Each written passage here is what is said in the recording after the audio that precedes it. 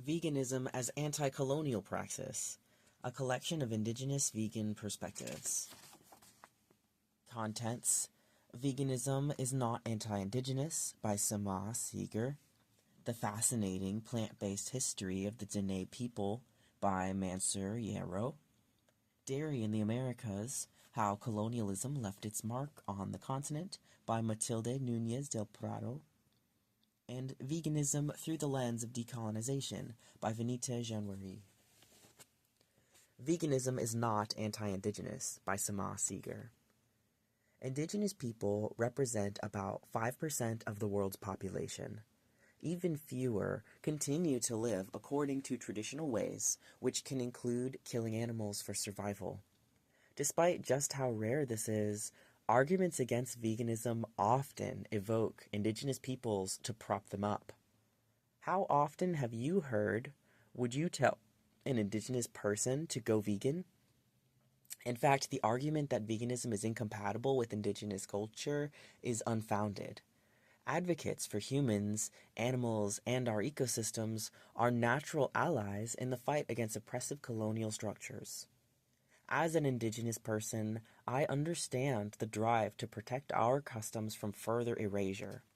Because I'm also an immigrant, I know this sentiment exists among people living outside of their homelands who use food to maintain a feeling of home.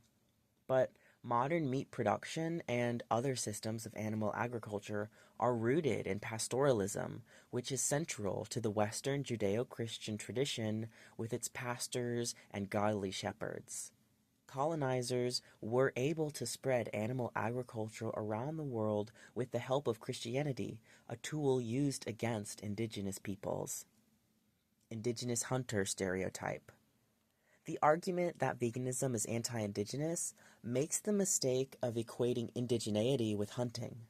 Portrayals of indigenous people that focus on violent, primitive, or devious aspects of our cultures reinforce colonial narratives of indigenous people as savages, when in fact we have long been masterful thinkers, gardeners, foragers, storytellers, builders, healers, navigators, astronomers, artists, sailors, and so much more.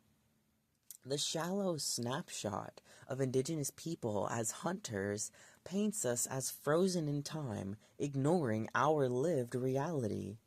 Today, most of us get our food from supermarkets, eating food that bears very little resemblance to our traditional diet. The fact that we eat differently, plant-based or not, doesn't make us any less indigenous. Dairy as a tool of colonization. Before Europeans introduced dairy farming, the majority of the world did not consume the milk of other species. High numbers of non-Europeans have never adapted to the adult consumption of lactose and even experienced disproportionate rates of disease linked to dairy consumption. Many indigenous cultures, too, did not raise cattle for milk. Yet, animal milk has long been used as a tool of colonization.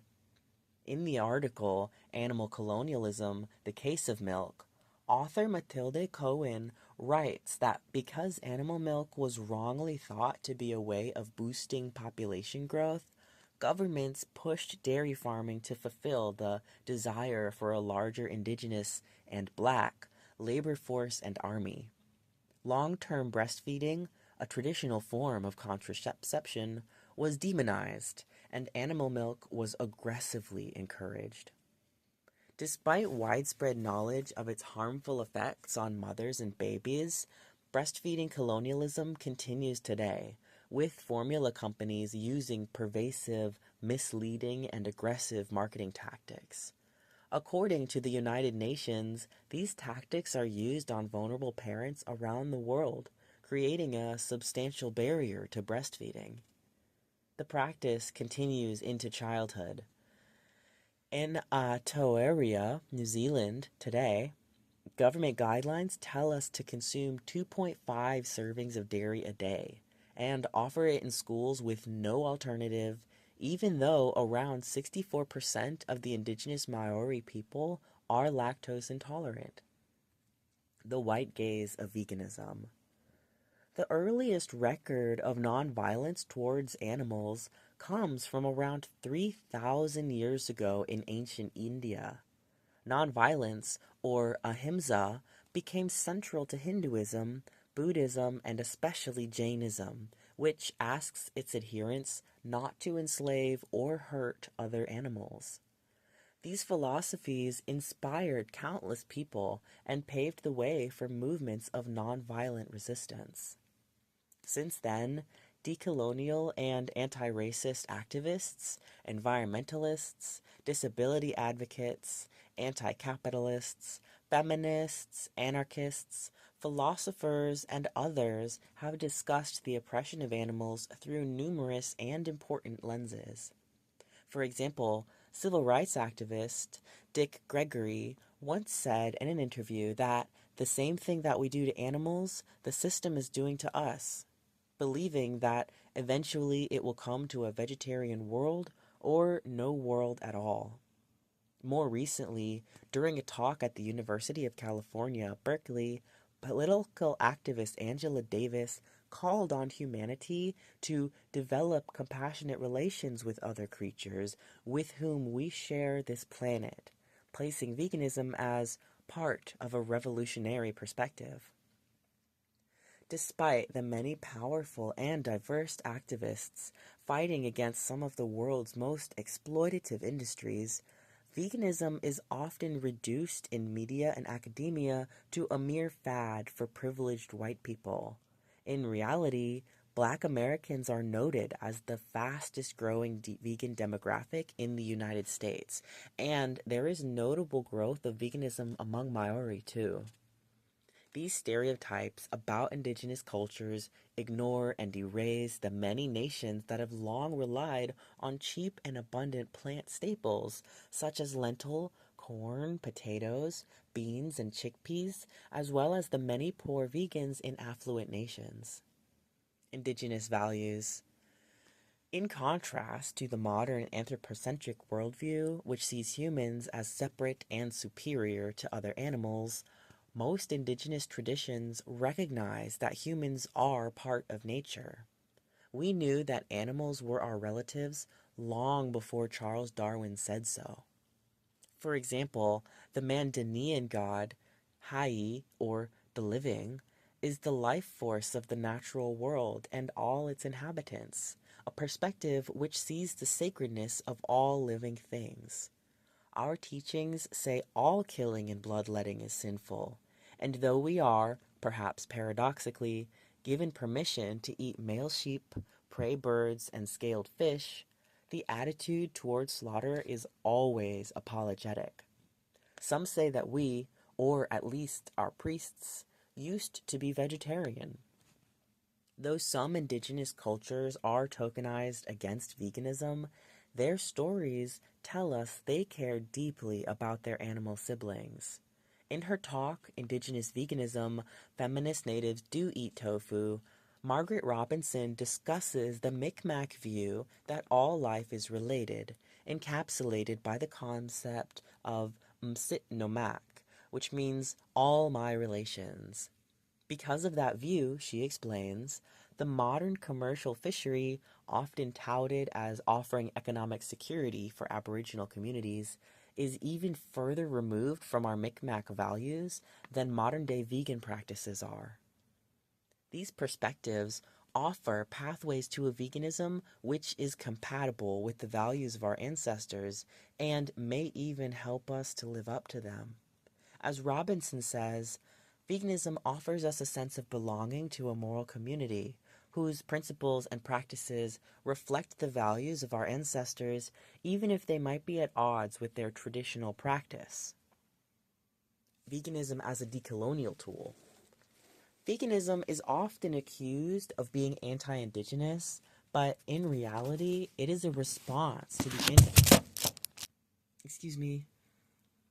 Veganism is often accused of being anti-indigenous, but in reality, it is a response to the anti-indigenous systems of today. Veganism offers an opportunity to disrupt colonial logic by challenging the most basic building blocks of colonialism, which reduce all life forms to mere objects for capitalist exploitation. Our people had to adapt in order to survive, and now we must do it again. The Fascinating Plant-Based History of the Dene People by Mansour Yarrow. The Dene are an indigenous tribe located in what is now the southwest United States. Commonly referred to as Navajo, this population extends to the Four Corners region of Utah, Colorado, Arizona, and New Mexico. As the most populated tribe in the U.S., we are perhaps best known for herding sheep and weaving wool. Yet, it turns out this legacy was greatly influenced by European colonizers. The Dene people were not always sheep herders. We have a lesser-known history that predates this colonial era, a history very much rooted in a plant-based way of life. Corn, beans, and squash before sheep. The Navajo churro sheep have been a central facet of Dene culture and life since the arrival of the European settlers in the 1500s. These animals provided food and clothing, including mutton soup and wool blankets. Yet, prior to colonization, there were very few known instances of domesticated animals for consumption among indigenous people. The Dene, which means the people in our language, were mainly semi-nomadic, relying on hunting and gathering for hundreds of years for sustenance, while migrating southwards across the plains in as early as the 1300s. We soon settled in northern New Mexico, surrounded by mesas, canyons, and rivers, where they named this great land the Deneta among the people. Here we encountered the Pueblo, a group of indigenous people with strong plant-based agricultural ties that lived along the Rio Grande River. Some scientists believed the Pueblos were the ones who taught us how to farm, although others speculate that Dene already knew how to farm at this point. Nevertheless, the Dene culture shifted towards a farming and agricultural lifestyle thanks to its interactions with the Pueblos and trading between the two groups. Like many indigenous tribes, the Dene learned to plant and harvest the Three Sisters crops of corn, beans, and squash, and discovered ways to cook them. We used corn for a variety of dishes, such as steamed corn, stews, corn mush, corn cakes, and many more. We also used corn pollen to bless homes, farmland, and family.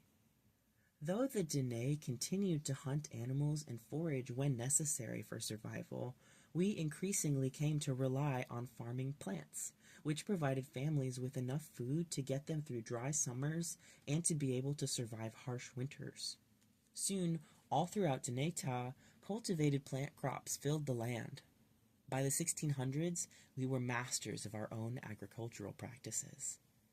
As more and more Navajo bands began farming, their population increased, says Lawrence D. Sundberg, author of Deneta, An Early History of the Navajo People. The farms provided more food, he writes, boosting health and food security. As a result of this cultivation, more young children and older band members survived the harsh winters.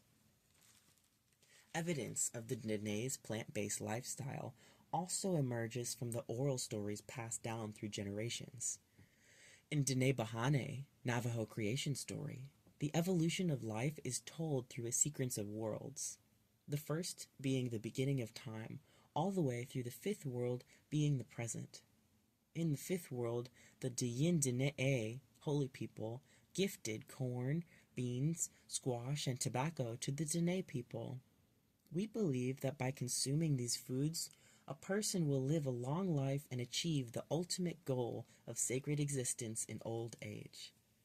Straying from these spiritual foods also has consequences, we believe. A higher chance of suffering poor health. By eating corn, beans, and squash, our bodies and organs function as they should, and we are gifted with healthy skin. Healthy indigenous diets replaced by rancid pork. The Dene witnessed a big cultural shift in the late 1500s after the arrival of Francisco Coronado, a Spanish colonizer in what is now regarded as the American Southwest. He and his armed forces brought with them horses, goats, cattle, and sheep, which were traded among our people soon after acquiring the churro sheep. This interaction started the domestication of animals within our tribe, eventually leading us to integrate churro sheep into our diet and culture for the following centuries. Our food system was even further disrupted in 1864, when our people were displaced from their original homeland by U.S. Army American soldiers, burned our farmlands, slaughtered the herds, and forced us to walk on a 300-mile trip known as the Long Walk to Fort Sumner, New Mexico, for internment at Huilde, Bosque Redondo. It was there that our people had a hard time adjusting to the white man's food. The land there was unsuitable for growing our staples, and the Dene had to rely on government food rations of pork, cattle, flour, coffee, sugar, and goat's milk.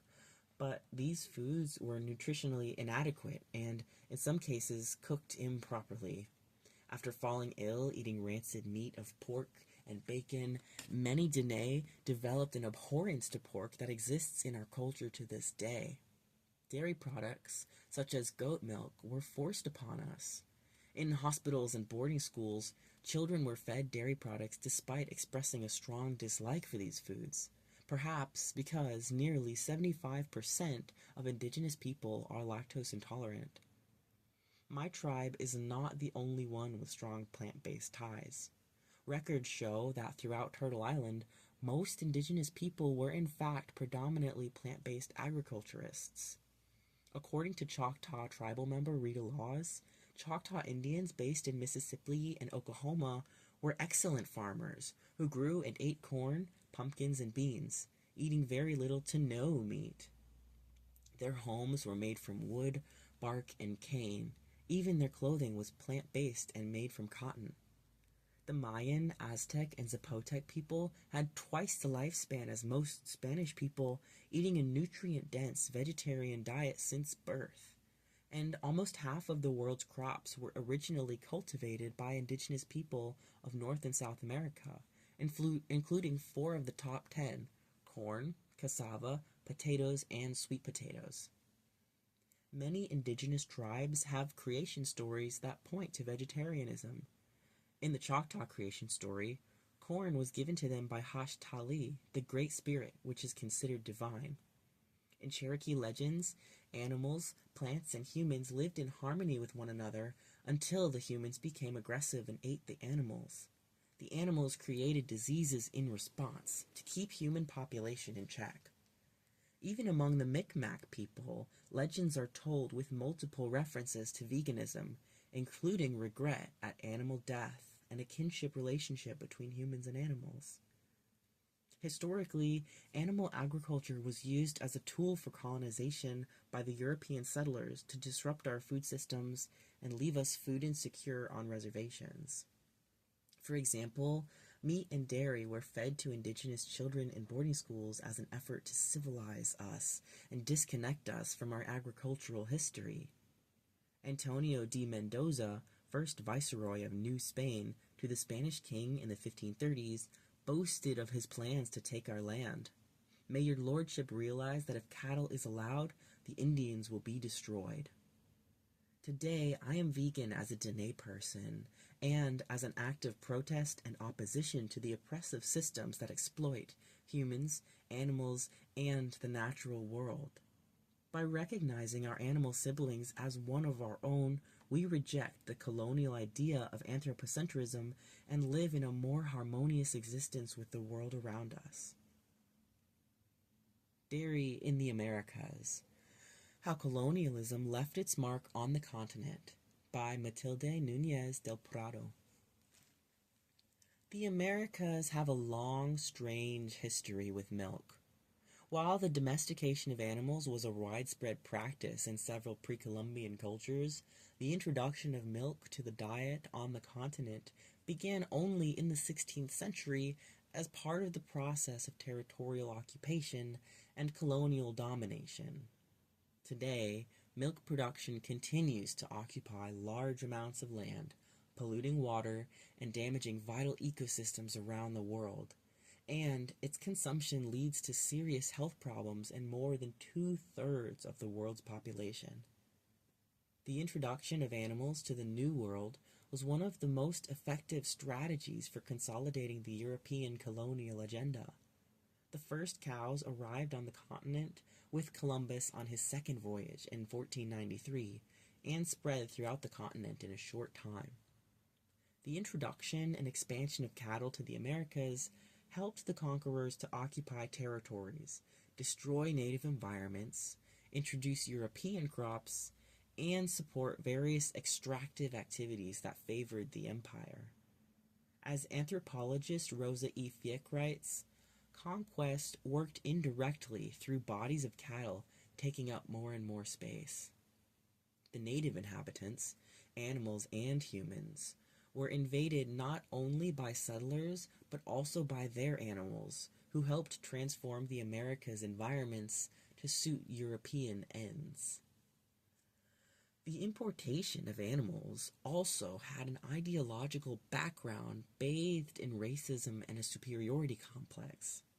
According to Rebecca Earle, author of The Body of the Conquistador, for Europeans, food made their bodies different from those of the natives. Without the right foods, Europeans would either die, as Columbus feared, or, equally alarmingly, they might turn into Amerindians, she writes. In addition, the conquerors considered that their methods of agriculture, mostly based on cattle, were better than the local forms. In the eyes of the colonists, the exercise of human dominance over other creatures considered lesser was a demonstration of cultural superiority. Imposing their livestock system, transforming human-animal relations, and changing the feeding patterns of the natives was a way to civilize them, which was one of the main objectives of colonization. Thus, food colonialism was not a consequence of the conquest, but an integral part of the imperial project. Despite the early expansion of cows after the arrival of Europeans, milk consumption did not spread so quickly across the continent. For much of the colonial period, milk production remained at a subsistence level and was consumed mostly by the families of the hacendados and by their workers when there was a surplus. Only towards the end of the 18th century, the growing need for labor led to concerns about the fertility, birth rate, and breastfeeding practices of female workers, and the imposition of cow's milk as a necessary food group. The long breastfeeding period to which indigenous and black slaves were accustomed seemed to negatively impact fertility and reduce the amount of work for the lactating mother. In addition, the milk from these mothers was considered poor quality compared to that of European cows. For Matilda Cohen, professor of law at the University of Connecticut, milk colonialism and breastfeeding colonialism are part of what she calls animal colonialism. Improving or modernizing maternity meant replacing the human breast by cow's milk, so lactating animals were conscripted in a colonial reproductive politics aimed at reforming maternity, she writes. Most colonies in the Americas achieved their independence from Europe between the 18th and 19th centuries. However, milk continued to be imposed throughout the region as a form of neocolonialism linked to the interests of capital. As Marissa S. Thompson, lecturer in gender and development at the University of Birmingham, writes, both the milk of humans and milk from animals is increasingly manipulated for economic means, with the latter increasingly coming under the purview of the law. During the 20th century, the mass consumption of milk was the result of state policies, first in the United States and then in the rest of the continent. According to Vox.com, during World War I, many American farmers left grain farming to concentrate on milk due to state demand for this food for soldiers. With the end of the war, the demand for milk dropped significantly, but its production didn't cease. Rather, campaigns were implemented to encourage its consumption. Milk was advertised as essential for growing children and strengthening bones. It was introduced in school breakfasts, restaurants were encouraged to create high dairy menus, and leftovers were sent to other countries' aid as food. In Latin America and the Caribbean, milk production quickly became an essential part of the desired economic development. Governments of the region not only created campaigns to promote milk consumption, but also facilitated the importation of milking equipment and dairy processing infrastructure by large landowners, and invested in training and breeding programs. The United States also intervened through development-oriented credits that, according to Fick, encouraged fences, improved pasture grass, vaccination, sanitation, and other interventions that helped turn cattle into profit. This meant the expansion of a standardized capitalist model that implies the importation of special grasses, antibiotics, herbicides, new breeds, and the introduction of new foods in the diets of the cows to improve their productivity. As with other nation-state building techniques, milk production has produced new forms of domination. Veronica Fassini-Bacha, Christina Vintimilla, and Alex Berry, researchers on the issue in the Andean region, state. The colonial footprint of the dairy industry. Today, the colonial legacy of milk continues to affect the region. Although Latin America represents only 8% of the world's population, it produces 11% of the world's milk. Almost a quarter of the bovine cattle are used for milk production in Brazil, which has the second largest dairy herd in the world and is the first producer of milk in the region. In other countries, the percentage can be even higher, as in Colombia, where 41% of cows work for the dairy industry. In South America alone, milk production reached 64 million tons in 2018, and in the Latin American level, it increased by around 3.3% between 2020 and 2021. All this has negative consequences for the environment, ranging from the pollution of rivers, high emissions of greenhouse gases, excessive use of water, and, probably the most serious, the destruction of the Amazon. It is estimated that between 1985 and 2018, the Amazon rainforest has lost 72.4 million hectares of forest and vegetation cover, of which 70% is used for pasture and much of the rest for forage crops. Of course, local milk production contributes to some part of this catastrophe, but in this case, it shares the responsibility with the international dairy industry. According to a recent investigation by the Bureau, Greenpeace Unearthed, ITV News, and the Daily Mirror, UK farms supplying milk and dairy products for Cathedral City Cheddar, Anchor Butter, and Cadbury Chocolate are feeding their cattle soya from a controversial agribusiness accused of contributing to widespread deforestation in Brazil. This affects not only millions of animals that are diminished by the loss of their territory, but also the entire ecosystem of South America, which depends on the Amazon and the more than 100 indigenous peoples who live there. In addition to environmental devastation, dairy production and consumption in the Americas come with various health problems. According to a study published in The Lancet, approximately 68% of the world's population suffers from lactose malabsorption. This means that once they pass early childhood, they stop producing lactase and cannot digest milk sugars. However, despite the fact that in the United States, lactose non-persistence occurs in a majority of African, Asian, Hispanic, and Native American individuals, The Dietary Guidelines for Americans recommends 2 to 3 daily servings of dairy products, which could be described as racial bias, according to a paper in this regard. Lactose intolerance can present symptoms such as acne, bloating, cramps, or diarrhea, among others, and yet it is not the worst consequence of milk for health. Dairy consumption has been associated with an increased risk of breast, ovarian, and prostate cancers, autoimmune diseases, and Parkinson's. According to the Physicians Committee for Responsible Medicine, saturated fat in milk and other dairy products contributes to heart disease, type 2 diabetes, and Alzheimer's disease.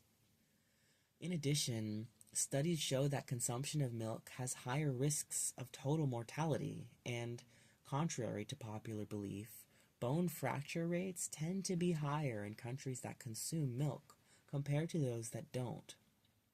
Despite all this, in most countries of the region, the Dietary Guidelines for Americans are taken as a reference, and programs to promote dairy consumption are carried out based on it.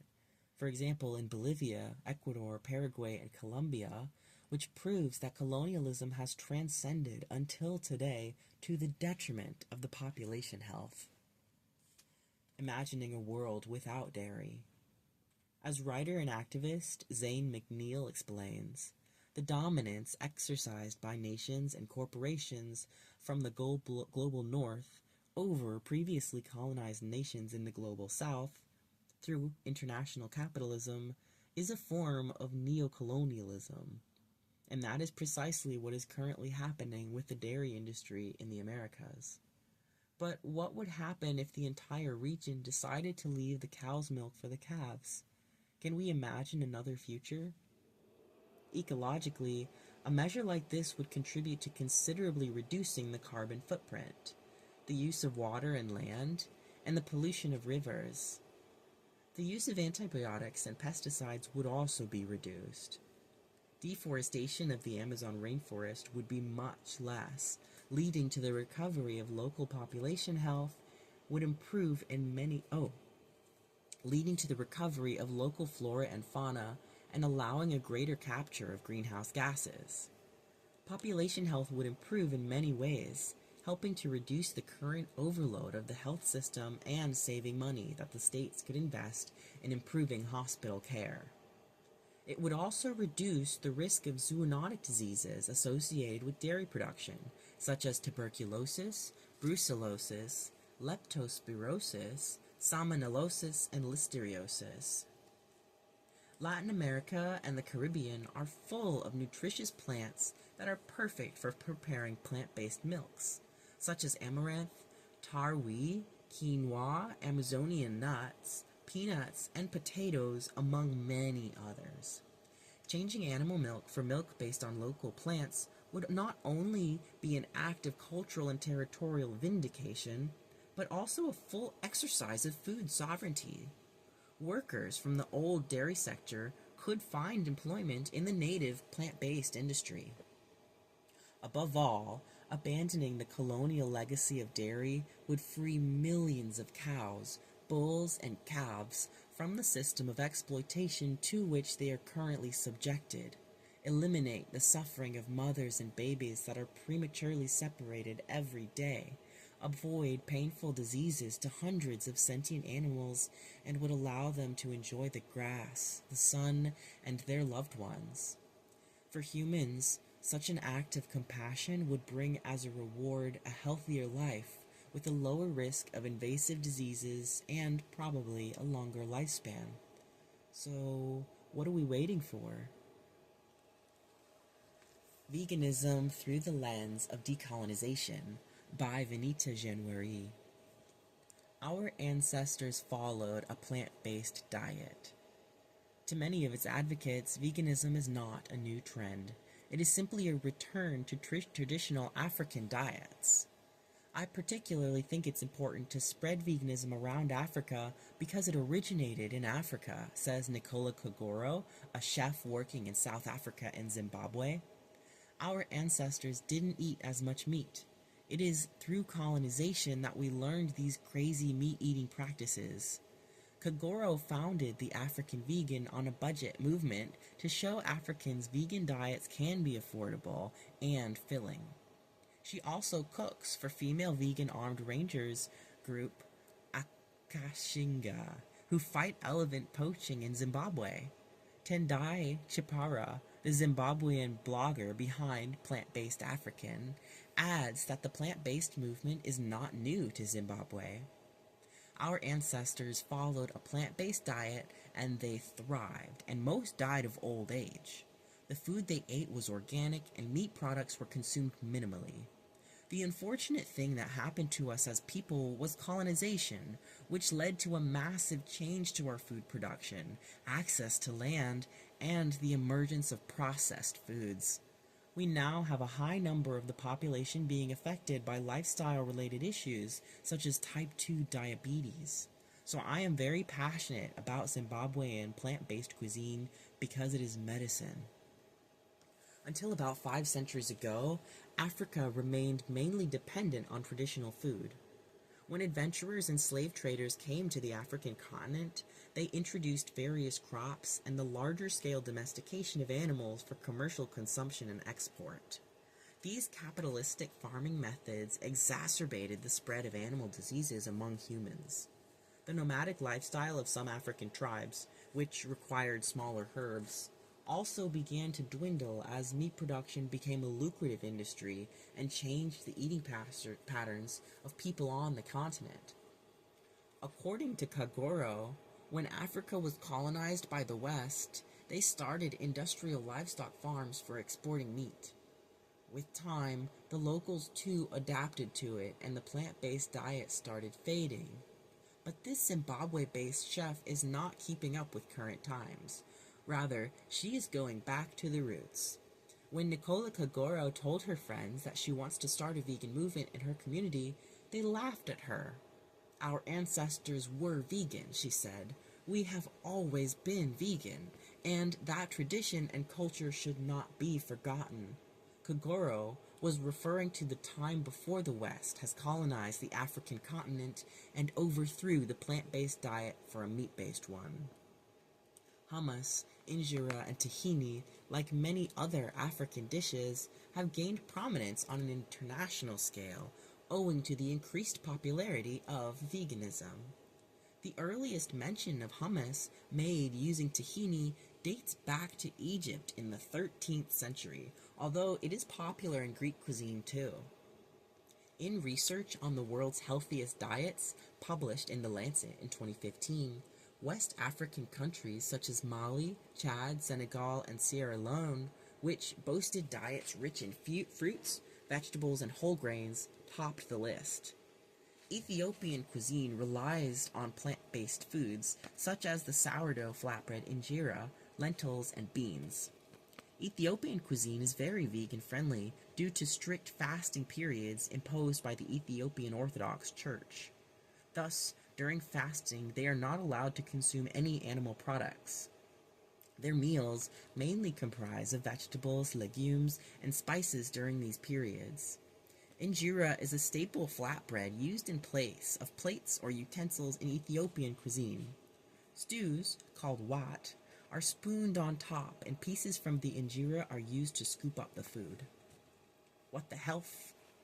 Health and climate concerns accelerated the growth of plant-based diets, which were once prevalent on the continent. Conditions such as heart disease and cancer have now overtaken infectious diseases such as cholera and measles to become the biggest drain on Africa's economies, according to the World Health Organization. Much of the continent is already feeling the effects of the climate crisis, a common reason for reducing meat intake, as more regular and unpredictable droughts and floods wreak havoc for farmers and regularly claim lives. There's a name for this: nutrition transition. This explains a shift in dietary consumption that coincides with economic development.